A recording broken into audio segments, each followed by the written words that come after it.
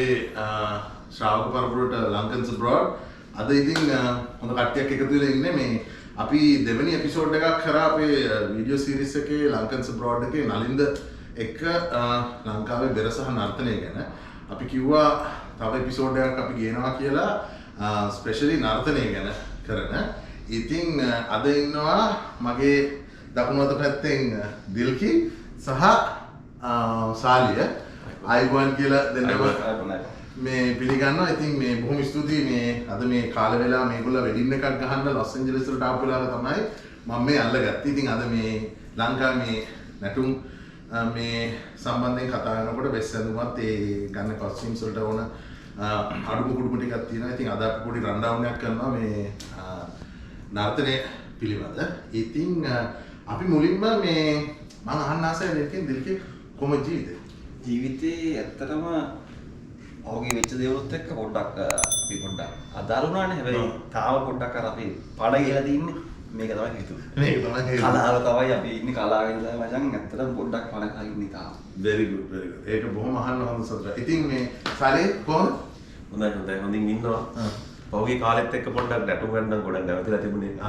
ඊට පස්සේ ක්ලාසස් වල අපි ඔන්ලයින් වලට ගියා. දැන් ආයෙ back to normal වේගෙන එනවා. ඒ වුණාට ආයෙ දැන් මේ පැත්තේ වැඩි වේගෙන එනවා. වැඩි වේගෙන යනවා නේ. කරගෙන යනවා ඉතින්. හොඳයි හොඳයි. බොහොම සතුටුයි. මේ අද ඇත්තටම කියන්න ඕන මේ අද නලින්දගේ පොඩි කොල්ලගේ බර්ත්ඩේ. ඉතින් අපි දැන් අද හවසට පොඩි බර්ත්ඩේ පාටි එකක් තියෙනවා. ඉතින් ෆුල් සපත් ගන්න කියලා බලන් ඉන්නේ. සප ගන්න. මේ ඉතින් මට කියන්න කොහොමද පටන් ගත්තේ වගේ?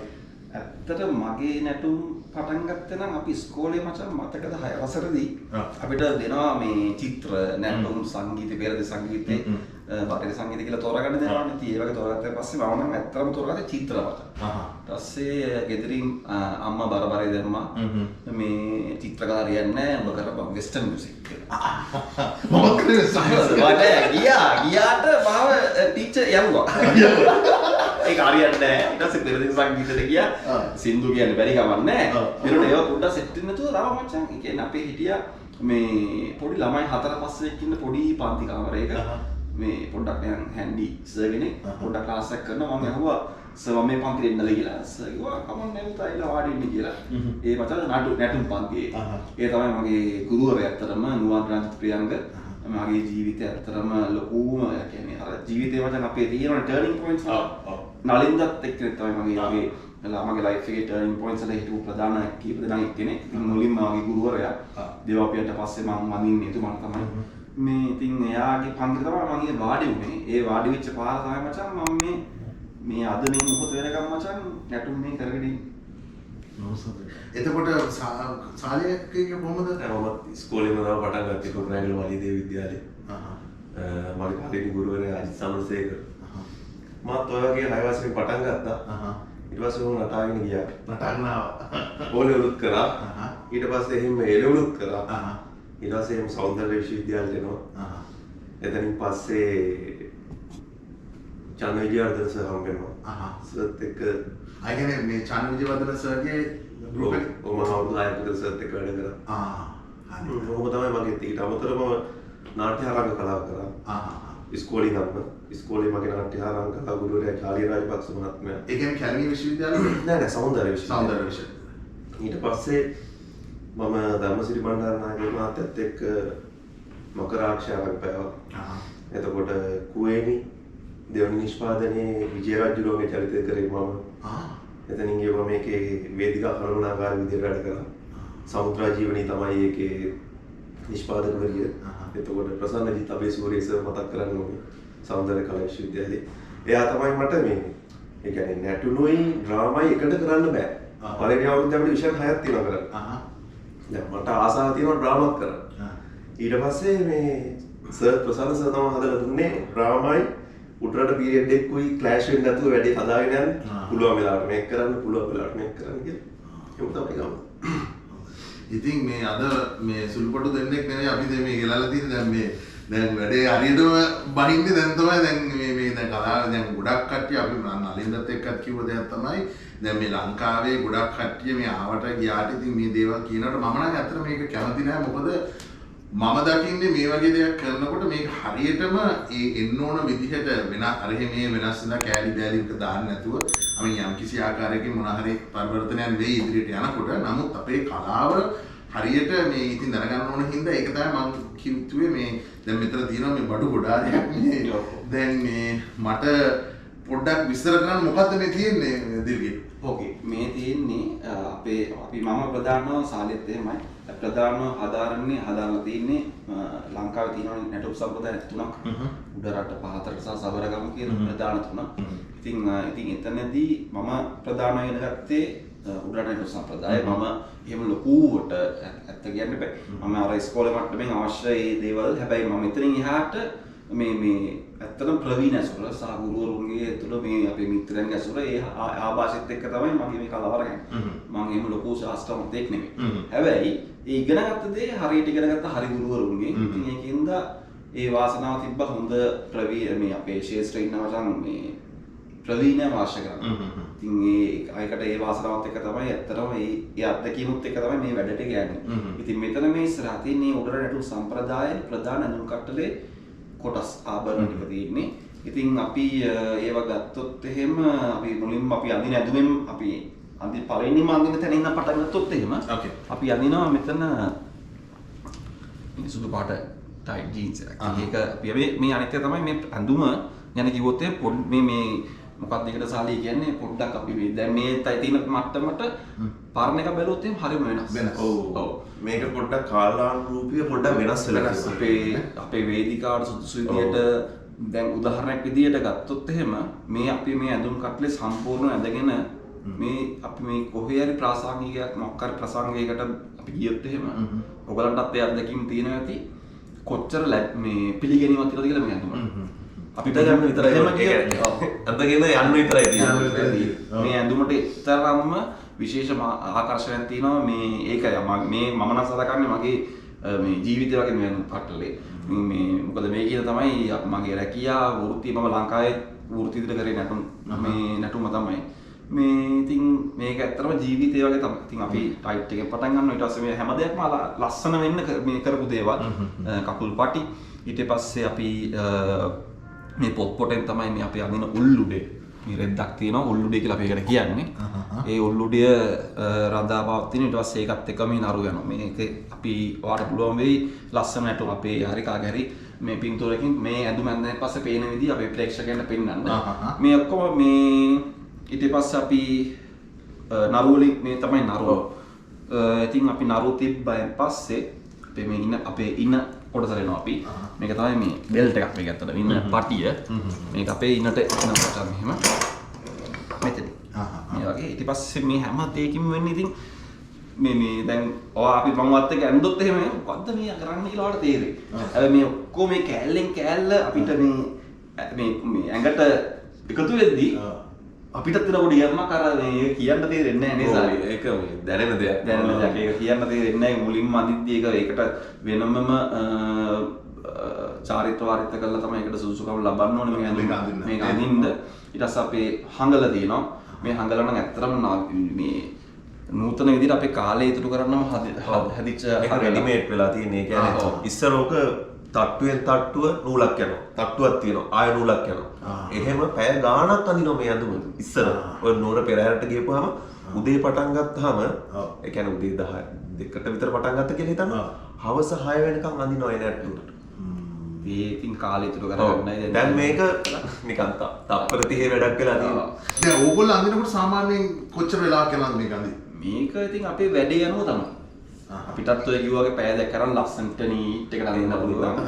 මේ වගේම ඉතින් ලංකාවේ අපි කරපු වෘත්තියත් එක්ක විනාඩි 5න් අඳපු අවස්ථාවක් තියෙනවා. විනාඩි 5ක් අඳලා තියෙනවා. ඔව් ඉතින් මොකද අපි ඉතින් අපේ ගොඩක් වෙලාට විවාහ උත්සවවලදී පිළිගැනීම් කටයුතු කරන්න මේ අපි උඩරට පාවිච්චි කරනවා.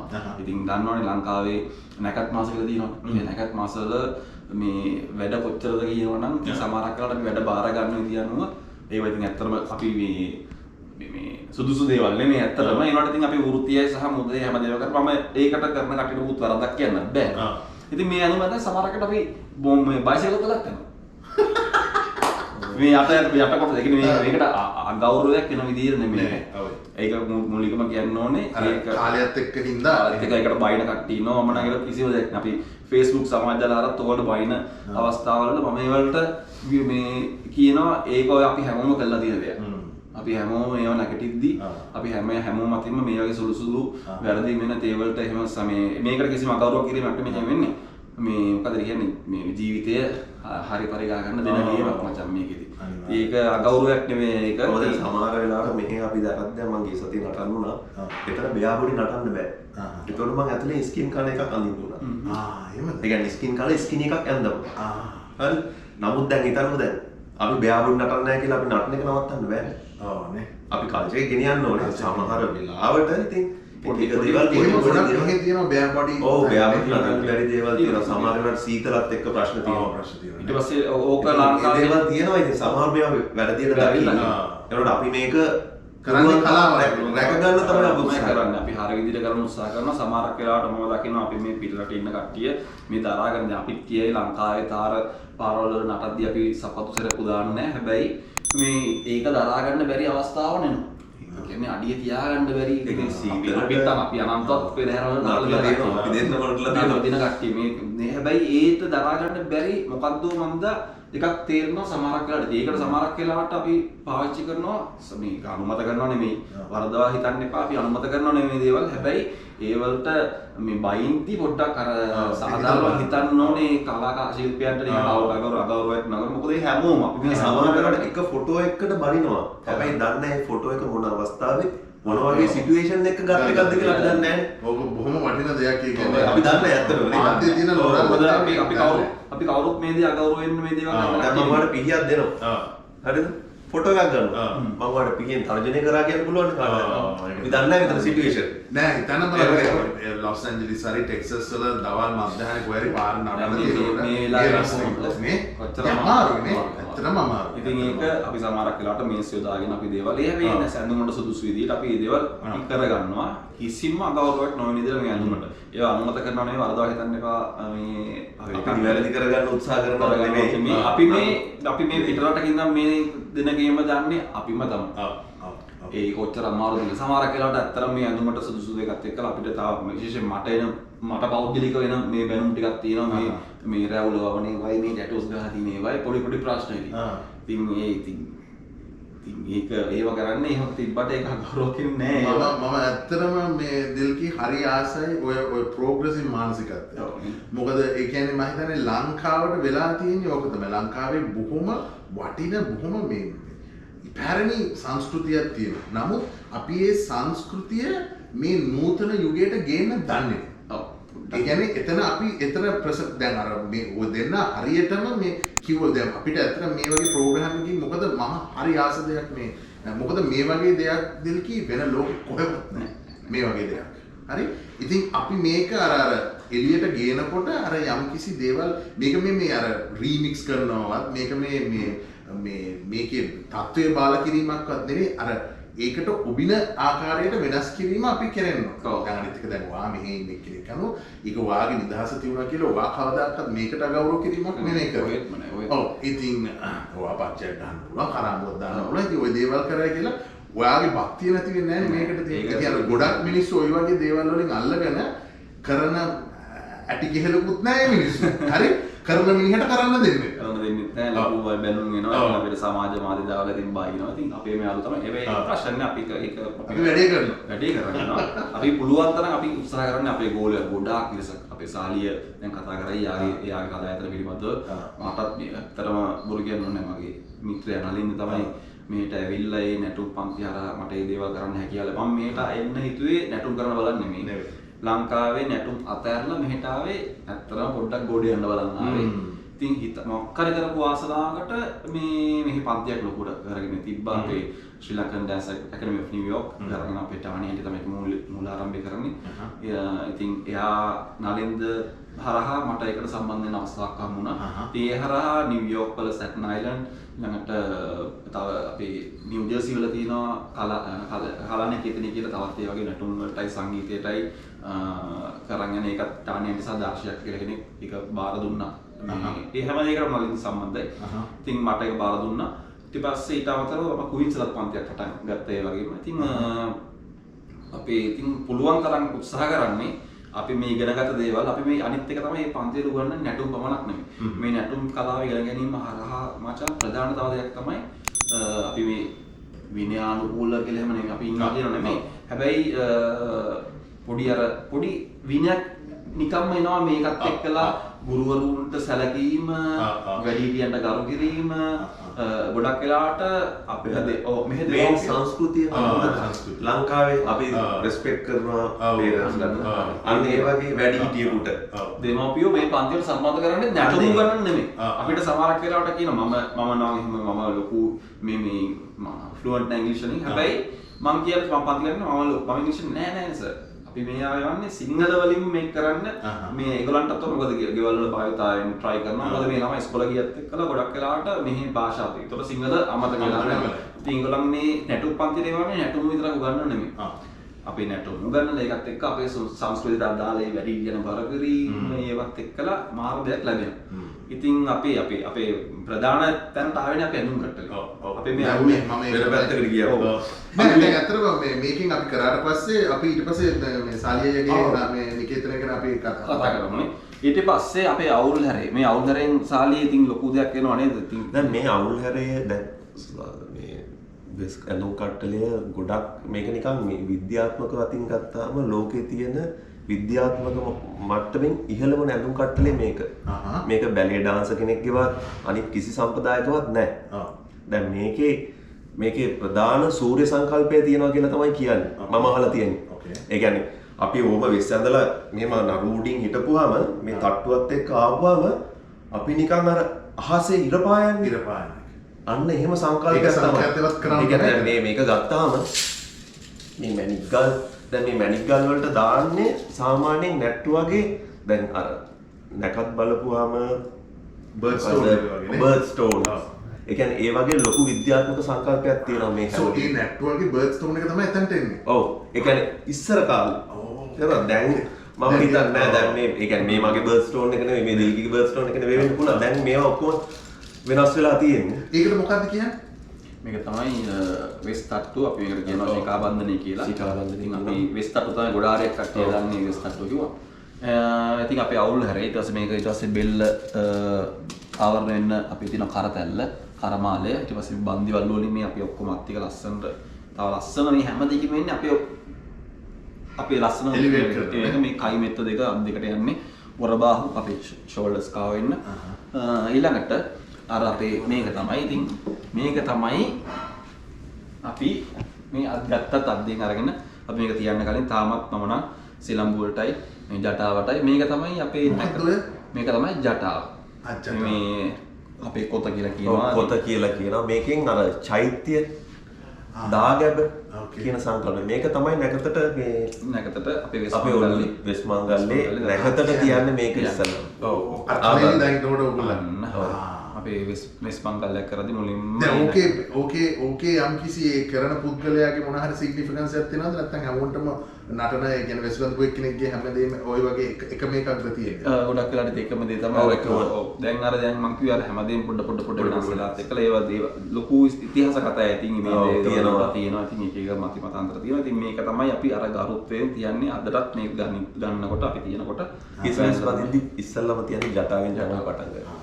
ඊට පස්සේ අපි ලේන්සු භාවිතා කරලා ලේන්සු අපේ මේ ඔක්කොම නටද්දි සමහරක් අපේ ශිල්පීන් ඉන්නවා හිතා ගන්න බැරි විදිහට දක්ෂතාව පෙන්වනවා පිනුම් ගන්නවා කරකිනවා ඉතින් හිතන්න මේ අය පින් හොඳට බැඳින්න එපා මේ බැඳින එකකින් වෙන්නේ මේ ලේන්සු වලින් තද වෙනවා ඊට පස්සේ අපේ මේ තෝඩුපත් වලින් අපි කම් දෙක අරගෙනවා ලස්සනට අපි හොඳම දේ අපි මේ කියද්දි පුළුවන් නම් ඔයාලට අපේ ෆොටෝ එකක් අපි දෙන්න ෆොටෝස් දාන්න ඒකෙන් බලලා කට්ට තේරෙයි මොකද්ද වෙන්නේ කියලා ඊට පස්සේ අපේ පායින්පත මේක අපේ මේ ජටාව එහෙම ඔලුවට තිබ්බන් පස්සේ මේකෙන් මෙහෙම ලස්සනට ආවරණය වෙනවා. අය ආවරණය කරන ඊට පස්සේ නේ. මේ හැමකෙම මේ හැම මාර ලස්සනයි. දැක්කම අපේ අරග වෙලාව තේරෙයි. ඊට පස්සේ අන්තිමට මේ ශිකා බන්ධනේ වෙස් තට්ටුව තියෙනවා ලස්සනට. මේක ඉතින් බැඳගෙන අපේ වෙස් නැට්ටුවෙක් ඉතින් මේ ලෝකෙ කොහෙට ගියා? ඒ ලැබෙන පිළිගැනීම ලබන්න ඉතින් අපි වාසනාවන්තයි. ඇත්තටම අපි වාසනාවන්ත වෙලා තිනවා සෑහෙන්න. ඉතින් මේ ඇඳුම ආශ්‍රය ලබන්න. එකට ඇත්තටම අපේ ගුරුවරුන්ට මගේ නමස්කාරය මේ වෙලාවේ සියලුම ගුරුවරුන්ට මගේ නම් අපේ රංජිත් ප්‍රියංග සර්, රවිබන්දු සර්, මේ රවිබන්දු විද්‍යාපති මහත්තයා. ඉතින් ඒගොල්ලන්ගේ ඒ දේවලුත් එක්ක තමයි ඉතින් මේ ඇඳුමත් එක්ක අද යම් දෙයක් කරන්න පුළුවන් වෙලා තියෙන්නේ. ඇත්තට අද වුණත් ඔයගොල්ලන් ඇවිල්ලා මේ අපිත් එක්ක කතා කරන්නේ ප්‍රධාන හේතුව ඕකෙන් දන්නේ. ඒ කියන්නේ මේක රැකපු පරම්පරා ගොඩාක් ඉන්නවා. මම පාරම්පරික නෙමෙයි. ඒ කියන්නේ අපි පස්සේ නැටුම් ඉගෙන ගත්තා.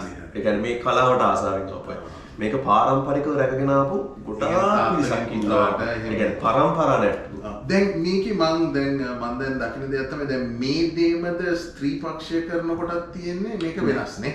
සම්පූර්ණ වෙනස් එකක් තියෙනවා. දැන් මේක උඩ රටනේ. දැන් එතකොට පහත රට කියනකොට මේකේ යම් කිසි වෙනස්කම් තියෙනවා නේ. සම්පූර්ණ. අපි ගත්තොත් නර්තන ශෛලියේ ඉඳන් ඉතාලම කියන්නේ සෑහෙන වෙනස්කම් ප්‍රමාණයක් තියෙන නැටුම් ශෛලිය තමයි පහත රට සම්ප්‍රදාය කියලා කියන්නේ. ලංකාවේ ඇත්තටම ප්‍රධාන නැටුම් තුනක් තියෙනවා. එකක් උඩ රට, පහත රට, සබරගම. ඒක නිකන් පළාත් ආශ්‍රිතව තමයි වෙන් වෙලා තියෙන්නේ. එතකොට මේ අඳින ඇඳුම් කට්ටලේ ඒ වගේම නර්තනයේ සෑහෙන වෙනස්කම් තියෙනවා. නර්තනය, බෙරය, වාද්‍ය භාණ්ඩ, පාචන වාද්‍ය භාණ්ඩ සියලුම දේ වෙනස්. එකිනෙකට වෙනස්. දැන් මම නලින්ද අල්ලගෙන දවසක් කරනවා බෙර ටික. අර තියෙන බෙර ටික ඔක්කොම අරගෙන පෙන්නන්න ඕන මේගොල්ලන්ට මේ තියෙන බෙර ටික. ඉතින් මම ඒක වෙන මේක කර ඇත්තටම අද නලින්දත් සම්බන්ධ වෙන්න හිටියා. නලින්ද ඒකේ කොල්ලගේ බර්ත්ඩේ එක ඉඳලා විඤ්ඤා වැඩ ඉතින් දැන් එතකොට කියන්න මේ සාලියගේ මේ අධ්‍යාපන නිකේතනයක් යම් කිසි දෙයක් කරන මමත් එනවා ටෙක්සස් වලට. ඊට පස්සේ මම පටන් ගන්නවා සලලු ශ්‍රී ලංකන් කල්චරල් ඇකඩමි. මගේ ආයතනේ ටෙක්සස් වල. ඔව් ටෙක්සස් වල. ඊට අවුරුදු 3යි. ඊට අවුරුදු 3යි.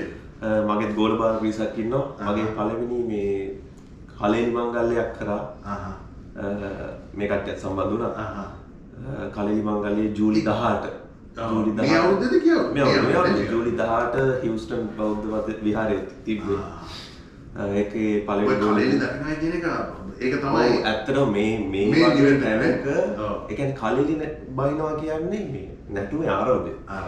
ඒ කියන්නේ මේකට ලයිසන් එක අපිට එළවන්න ලයිසන් එක ගන්නවා. ඒ කියන්නේ ඒකට මූලික ටිකක් තියෙනවා. එතනින් පස්සේ තමයි ඉගෙන ගන්න. හරි. නමුත් මේ වගේ පැතිවල ඒ කියන්නේ මේ පිටරටට ආපුවම ළමයින්ට දිගට කරන්න බෑ. යුනිවර්සිටි ගියපුවම ඒ කට්ටියට වෙනම ජීවිත. ඉතින් ඒවත් එක්ක අනිත් එක අපි මේ ගොඩාක් උත්සාහ කරන්නේ දන්න දේ හරි විදිහට තියන්න. ගොඩක් දන්න. හැබැයි නොදන්න පිරිසක් ඉන්නවා පිටරට ඇවිල්ලා වෙනම දේවල් ටිකක් කරනවා. මමත් ඒක ගොඩක් දැක්කා. කොටින්ම මේක හිතන්නේ මේක ග්‍රැජුවේෂන් එකක් ගාවට පත් කරගෙන එතනින් හට ඉගෙන ගන්න දෙයක් නෑ. ඇත්තට ළමයාගේ ඒ කියන්නේ ඊටත් වැඩිය මේ කියන්නේ උගන්වන පිරිස් ඉන්නවා. මේ කලාව කරන පිරිස් ඉන්නවා. හරියට ඒ කට්ටිය මේක පිළිබඳ දන්නවද කියන ප්‍රශ්නේ මට තියෙනවා. ඉතින් අපිට තියෙන අපිව ප්‍රශ්න කරන්න දෙයක් නෑ. අපිත් එහෙම දානවා. අපි දන්නේ දේවල් අපිත් දන්නේ නැති ගොඩාක් පරාස තියෙනවා. නමුත් අපි දන්න ටිකෙන් ලංකාවේ සම්ප්‍රදාය පිටරටදී රකින්න උත්සාහ කරනවා. දැන් මමත් ඇත්තටම කීප දෙනෙක් හරහාම ඇවිල්ලා තියෙනවා මේ සම්බන්ධයෙන් කරන්න. නමුත් අර දැන් මමත් එන්නේ මේ ලංකාවේ මේ බෑග්ග්‍රවුන්ඩ් එකකින් මේ දෙල් කියන්නේ. ඉතින් අපිට යම්කිසි ඒ කියන්නේ මහ ලොකු දැනුමක් නොතිබුණාට අපි යම්කිසි දෙයක් දැක්කහම මේක මොකද්ද කියන එක අපිට දැනගන්න පුළුවන්. අනිත් එකේ කතා බහ කරන දේවල්, කියන විලාස දේවල් කරන හැටි දැක්කම අපිට පොඩ්ඩක් හිතෙනවා මේ මොකද්ද මෙයා කරන්නේ කියලා. දැන් මම මොහොම කීප දෙනෙක්ම හම්බ වෙලා තියෙනවා. ඉතින් මට ඒගොල්ලන්ට යන අවස්ථාව තිබුණත් මම නලින්දත් එක්ක මේ වෙලාව මේක දැක්කහම මම ඒත් නලින්දට කිව්වා මං කිව්වා නලින්ද මට වෙන කාත් එක්කවත් මේක කරන්න ඕනේ නැහැ. මට මේක ශාස්ත්‍රයේ මේක හරියට ඉගෙන ගත්ත. මේක අර යම්කිසි මේ ගුරු පියාණන් කෙනෙක්ගෙන් ඉගෙනගෙන ඇවිල්ලා කලෙලි දැකලා ඒක හරියට කරපු කෙනෙක්ගෙන් තමයි මට මේක දැනගන්න ඕනේ කියලා. මොකද අර ආවට ගියට කරන්නේ ඒකට මමත් ඒකට කරන අසාධාරණ. ඉතින් මේ බොහොම ස්තුතියි අද මෙහෙම ඇවිල්ලා මේ දේවල් මෙහෙම කියලා දුන්නා. දැන් ඕගොල්ලන්ගේ තියෙන ඉවෙන්ට්ස් හරි ඕගොල්ලන් මොනවා හරි දෙයක් කරනවා නම් ඕගොල්ලෝ වෙඩින් එකකට බුකින් එකක් දාගන්න ඕන කොහොමද මේ සම්බන්ධයෙන් යන්නේ? ඕගොල්ලන් මොනවා හරි සයිට් එකක් තියනවද? එහෙම නැත්නම් අර මම කතා කරන නම්බරයට කතා කරනවද? ඔව් අපි එහෙම ප්‍රැක්ටිස් ප්‍රශ්න නැහැ. මෙතනින් අපි මෙතන කණ්ඩායමක් ඉන්නවා. ඉතින් ඇත්තටම මෙතන මම මතක් කරන්න ඕනේ මම මේ රටට ආවන් පස්සේ මුලින්ම මේක සාර කියන්නේ හරි අමාරුනේ මේ වැඩේ කරන්න මේක කණ්ඩායම් වැඩක් නේ. තනියම කරනවා කියන්නේ මාර අමාරුයි. ඉතින් තනියම කරගෙන ඉතින් නලින්ද අපි ගාම වෙන්න කලින් නිව්යෝර්ක් වල ඊට පස්සේ ආයෙ ඊට අමතරව ලකුවටම මේ කියන්නේ හැමතැනම ගිහලා තනියම වැඩ කරන්න තමයි. ඊට පස්සේ ඒක නලින්ද ලොකු දෙයක් කරලා මේකට වටිනාකමක් ඇති කරලා දීලා තිබ්බා. මේ කියන්නේ මේක අපේ සේවය ලබා ගන්න කට්ටියකින් ඇත්තටම ලොකු දෙයක්. ඒක මාර කැපකිරීමක්. සබ්බේ වල බෙරුස්සන් ගිහිල්ලා, ජෙම්බේ උස්සන් ගිහිල්ලා මීට අමතරව උඩරට නැටුම් සබ් කියන්නේ අපි ලංකාවේ දෙපමණක් නෙමෙයි. අපි තව තවත් ආපාස ලැබෙන දේවල් තියෙනවා. අපි බෙරවාද සම්බන්ධව ජෙම්බේ ගන්නවා, ඩෝල් ගන්නවා දැකලා තියෙනවා.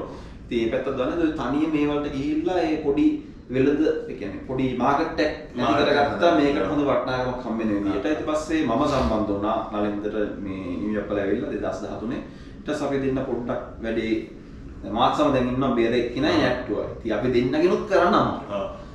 සාව ඉතින් එහෙමත් තියෙන ප්‍රශ්න. තව පොඩ්ඩක් අපි දෙන්න අපි නටන කෙනෙක් විදියට බේර දෙකක්වත් තාවත් තමයි අරක පොඩි කික් එකක් තියෙනවා. ඊට පස්සේ සම්බන්ධ වුණා අපේ ඉන්දිකයියා. ඉන්දිකයියා අපේ බුදුවත් සර්ගේ ගෝලේ. මේ ඉතින් බුදුවත් කියන්නේ කුලසිරි බුදුවත් සර්ගේ ගෝලේ. ඉතින් එයාත් සම්බන්ධ වුණා. අපි හැමෝම ලංකාවෙන් දන්න කට්ටිය. අපි හැමෝම ලංකාවේ දන්නවා මේ ලංකාවේ වෘත්තියක් විදිහට කරපු කට්ටිය මේක. ඊට පස්සේ ඉන්දික අයිය සම්බන්ධ වුණා. ඊට පස්සේ බෙර දෙකයි එයා දෙකම කරනවා. නලින්දත් දාන්න නෑ කරන්නේ. හැබැයි නලින්ද ගන්න බෙරම තමයි. ඉන්දික අයියා දැන් දෙකම කරනවා. මමත් බෙර ගහනවා. මේ ඉතින් දැන් ඊට පස්සේ අපිට අවස්ථාව වුණා මටත් මේ පාහින්පත් මංගල්‍යයක් කරන්න මම දැනට පාහින්පත් මංගල්‍ය දෙකක් මෙහි සිද්ධ කරලා තියෙනවා. මේ මගේ ගෝලියෝ ඉන්න ගොඩක්. මේ ඉතින් ඒකට සම්බන්ධ වුණා මට අපිට උප්පල සම්බන්ධ වුණා. අන්න දැන් උන්ට පොඩ්ඩ කණ්ඩායම ගෲප් එක හැදෙනවා. ඊට පස්සේ වෙන ඇමරිකාවේ වෙන පැත්තකට සාලිය සම්බන්ධ වුණා. සාලිය කරා ලොකු ෂෝ එකක් මිලතියට ගියේ. ඔව් අපිට ඉන්දියන් කට්ටියක් එක කියන්නේ ඉන්දියන් සම්ප්‍රදාය මෙහි ලොකුවට කමියුනිටි එකක් ගොඩයි. අපිට සම්බන්ධ වෙන්න හම්බුණා රත්න. මට සෙකන්ඩ් නේම නම් මතක නැහැ. ඒ කට්ටිය මිල අවුට්ඩෝර් තියටර් එකේ ලොකු ෂෝ එකක්. ඒක අවුට්ඩෝර් කියන්නේ ඒක ලොකු තියටර් එකක්. අපිට ආන්සර් හම්බුණා. ඊට පස්සේ මම අපි හතර දෙනා මම තනියෙන් මට ඒක කවුරුත් නැහැ මට බෙර ගහන්නත් ඕනේ මම නටන්නත් ඕනේ මම එතන ප්‍රශ්න ගොඩයි ඉතින් මම මේ තුන් දෙනා සම්බන්ධ කරගත්තා උත්තර නලින්ද ඊට පස්සේ දිනේෂ් අයියා කියනවා අපේ ප්‍රවීණ බෙරවාදන ශිල්පී කෙනෙක් ලංකාවේ මේ බෙරවාදන කියලා එහෙම කිව්වට හැමෝම හැම එකම කරනවා හරිද ඊට පස්සේ ඔන්න දිනේෂ් අයියත් නම දැන් අපි තව චතුර කියලා මලේ කියනවා ඔන්න දැන් පොඩ්ඩ සාමාන්‍යයෙන් අද වෙද්දි සාමාන්‍යයෙන් අපි වැඩක් කළ ඉවරනාන් පස්සේ මට නිකන් මට පෞද්ගලිකව දැන් හැඟීමක් තමයි අපිට කරන දේට අපිට මුදලක් ලැබෙනවා. ඉතින් අපි මම හැමතිස්සෙම කරන දේක් තමයි මාර සතුටක් දැනෙන්නේ මේ ඒ වැඩේ කළා ඉවරනාන් පස්සේ අපි තුමු විවාහසය කියලා ඒ අවශ්‍ය පූර්ව දේවල් කරලා අෂ්ටක කියලා හරි විදියට ඒ පුළුවන් ආකාරයෙන් කියලා අපි පූර්වෙන් කපල් එක බස්සලා මගුල් මේ පහන පතුර මම තමයි හග්ගිඩි ගන්න. ඉතින් බෙර ගන්න දෙන්න මගුල් බෙර ගහද්දි මට පෞද්ගලික දැන හැඟීමක් තමයි අපි මේ කරන දේ ගැන මාර ආඩම්බරයක් දැනෙනවා. ඉතින් මේ මිනිසුත් හරි මේ පිරිසත් හරි වාසනාවන්තයි. ඒ සේවය ලංකාවේ විදියට අපෙන් ලබන්නේ. ඔව් පැත්තයි. ඒක වටනකම කම මේක වෙන කතාවක්. හැබැයි ඔය අෂ්ටක කියන එක ගැන කිව්වහම මට පොඩි මේකක් මේ කියන්න ඕන මේ දෙකී ඇත්තටම දැන් මගේ කසින් මේගොල්ලෝ දැන් මෙහි හැදුනේ. මෙහි ඉපදින මෙහි හැදිලා මෙහෙම හැදිච්ච ලංකා ගෑනු ළමෙක් එක්කම තමයි කසාද බැඳේ.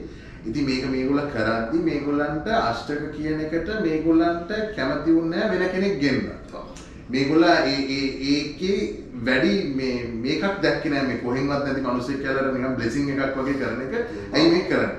ඉතින් මේගොල්ලෝ දන්න කෙනෙක් ගැන තමයි කවුරු හරි දන්න මේගොල්ලෝ ළඟින් ආශ්‍රය කරන මේගොල්ලන්ට නෑදෑකමක් මේගොල්ලන්ගේ යම්කිසි මේ දැනුම අඳුනමක් තියෙන කෙනෙක් කියන්නේ. ඕක කරකිලාව මට. හරි? දැන් මට ඒ පාර අෂ්ටක කියන්න පුළුවන්ද මම ජීවිතේ අෂ්ටක කියනවා මම දැකලා තියෙනවා. මම ඔබ ජීවිතේට කරලා නැහැ කියලා. හරි? ඒ පාර මම අෂ්ටක ඔය කියන ඔය ස්ක්‍රිප්ට් එකක් වගේ අම්මට කියලා ලංකාවෙන් පොතක් ගෙන්නලා දැන් මේක බලුවා මම බලුවා මේක මොකද්ද කියලා ඉතින් මම ඒ පාර රිසර්ච් කරා මේක මොකද්ද කියලා. ඒ පාර මම ගිහලා ඒ දෙන්නට ප්‍රසන්ට් කරා. මම කිව්වා මෙන්න මෙහෙමයි අෂ්ටක කියන එක මෙහෙමයි තියෙන්නේ.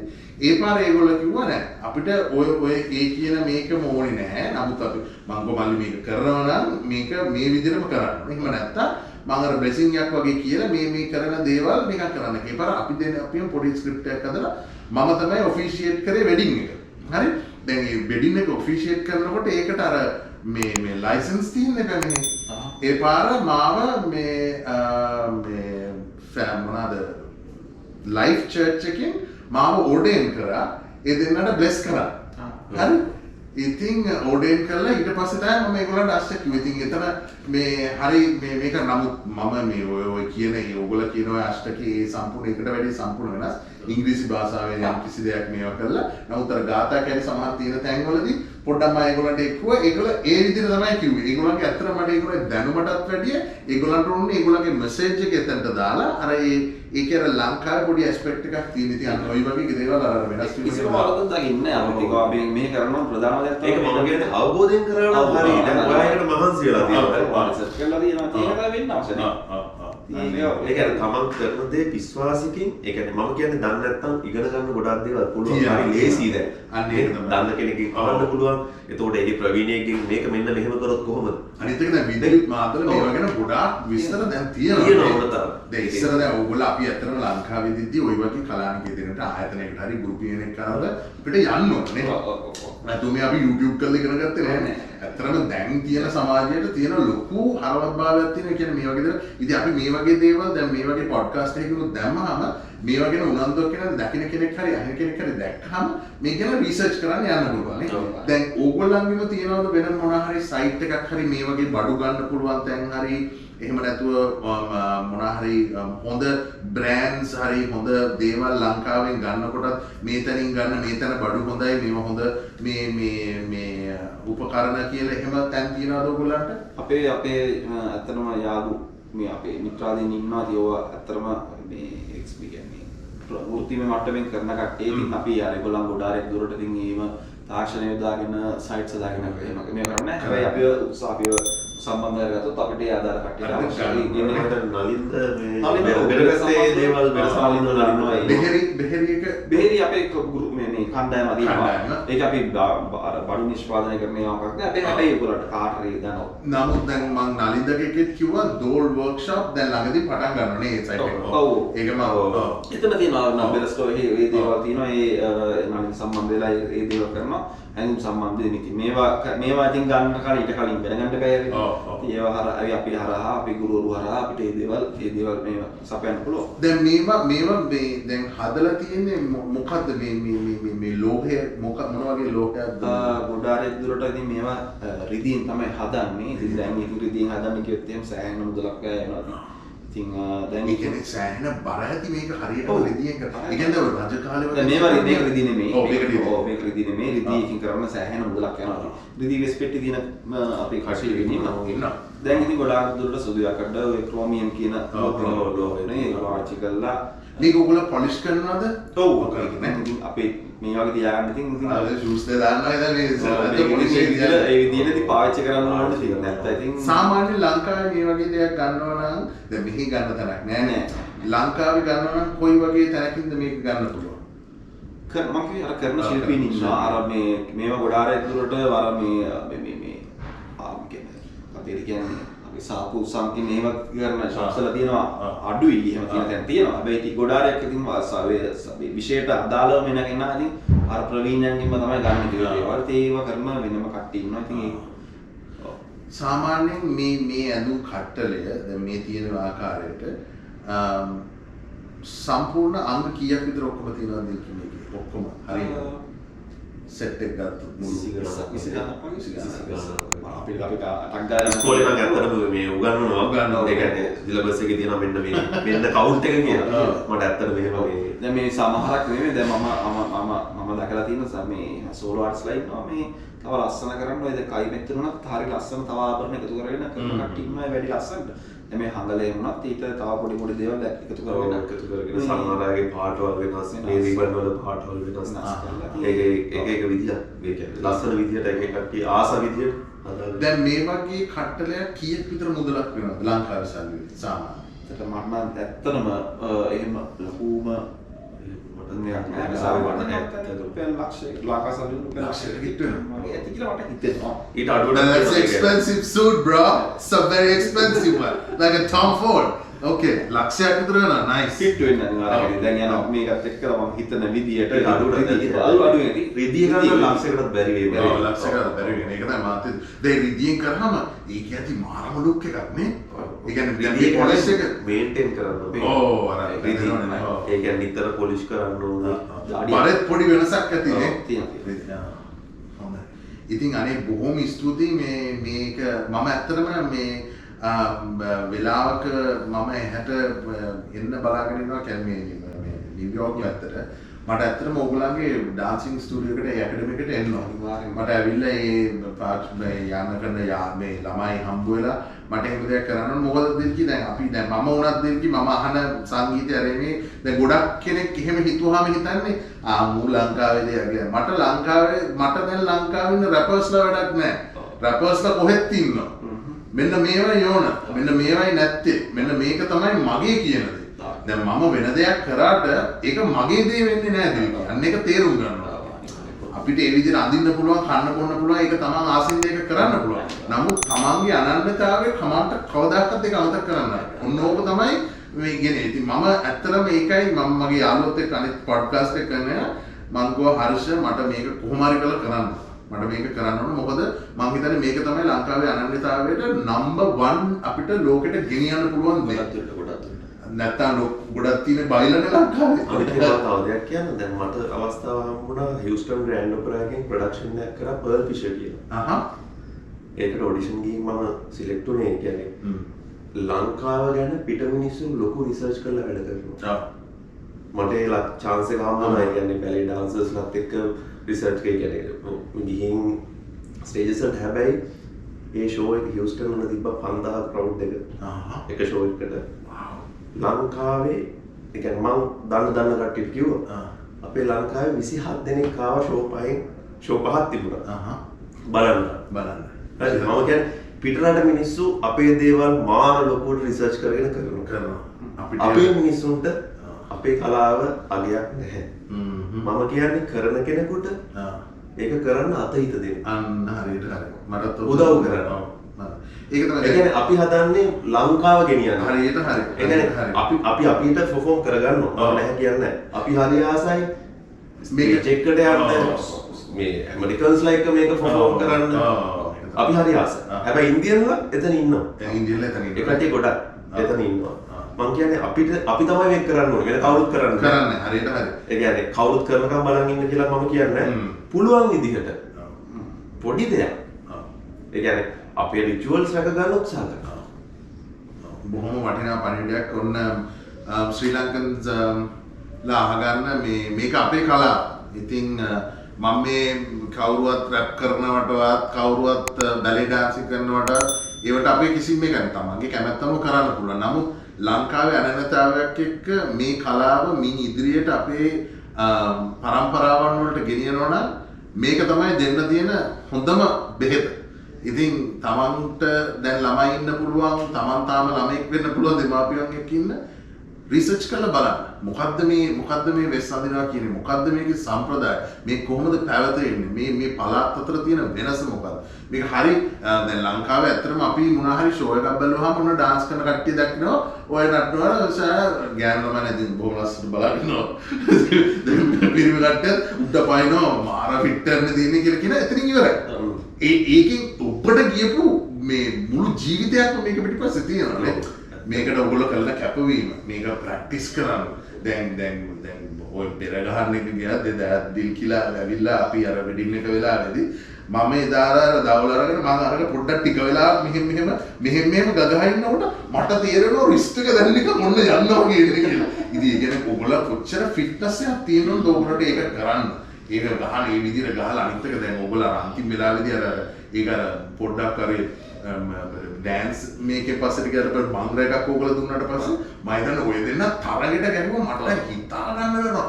බලන්න පුදුම ඒ කියන්නේ ඕගොල්ලෝ පුදුම බරක් දාලා ඒක කරන්නේ. ඉතින් ඒක අගේ කරන්න ඕනේ. ඉතින් මේක කරන එක බොහොම ස්තුතියි ඔයගොල්ලෝ මේ දෙපළට මේක මේ ඔයසදී අපිට කතා කරන්නත් මේ කලාව මේ කලාව ඉදිරියට ගෙන යන්න යන එක. ඉතින් ලංකන්ස් බ්‍රෝඩ් අපි ඉන්වයිට් කරන හැමෝටම මේක අනිත් එක මේ ඕගොල්ලන්ගේ ෆෙලෝ අය මෙතන දැන් උත්පලයම මට හම්බ වෙලා මේ උත්පලත් වෙන ස්ටේට් එකට ගිහිල්ලා අපි වගේ මේ වගේ වැඩකට සම්බන්ධ වෙනවා. ඔව්. ඉතින් මම ඇත්තටම ඊස්ට් කෝස්ට් පැත්තට ආවදිල් කී ඒ වගේම ටෙක්සස් ආව මම ටෙක්සස් එන්නේ හිතන් ඉන්නවා මේ ඔව් මේ ටෙක්සස් ස්ටේට් එකට මම බොහෝ වෙලාවට යයි තව මාසෙකින් මම හිතන්නේ නොවැම්බර් වගේ මම යන්න බලාපොරොත්තු වෙනවා. මේ මගේ යාළුවෙක් ඉන්නවා. ඉතින් ඇත්තටම අපි දෙන්න එනවා. එහෙම වුණොත් අපි බලලා ඒ හූස්ටන් පැත්තේ આવොත් I will stop by. හරිද? මම ඇවිල්ලා වගේ කලානික දෙන්න නෑ. මොකද මම හරි ආසයි මේ වගේ දෙයකට මට කරන්න පුළුවන් දෙයක්. මොකද මම මේ කලාව එහෙම ලොකුවට දන්නේ නෑ. නමුත් මට මේකට අර මේ මාර ඩ්‍රයිව් එකක් තියෙනවා. ඒ කියන්නේ මම දකින මේක හරිම මේ අපේ තියෙන හොඳම ඩෙන්ටිටි එක තියෙන්නේ අපේ කල්චර් එකේ මේ වගේ කලාව එක තියෙනවා. හරි. ඉතින් මම ආසයි මේක මට කරන්න පුළුවන්. ඉතින් බොහොම ස්තුතියි again ඔයගොල්ලන්ට මෙන්න හම්බුනට. එහෙනම් ආයෙත් කියලා අපි ආයෙ හම්බෙමු. බොහොම ස්තුතියි. එහෙනම් අපි තව එපිසෝඩ් එකකින් එන්නම් මේ අද ඉතින් හර්ෂ නෑ obviously හර්ෂ දැන් දොය බබා ඇති but අපි මේ එපිසෝඩ් එක දාන්නම් ඊළඟට මම නලින්දත් එක්කත් එපිසෝඩ් එකක් කරන්න බලාපොරොත්තු වෙනවා බෙර ගැනම. ඉතින් මම එයාගේ බෙර සෙට් එක ගෙනල්ලා full මේ වගේ ඩිස්ක්‍රිප්ටිව් එකක් දාන්න යන්නේ. එහෙනම් අපි ගියා.